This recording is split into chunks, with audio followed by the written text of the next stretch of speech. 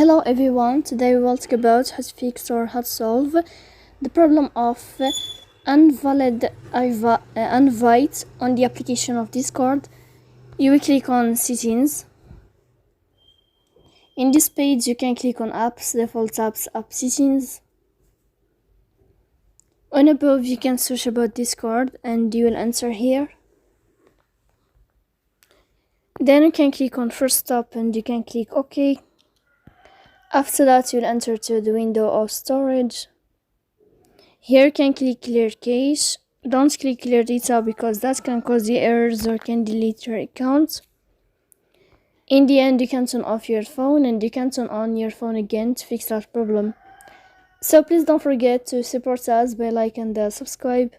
See you next time in another video, and thank you for your attention and your watching.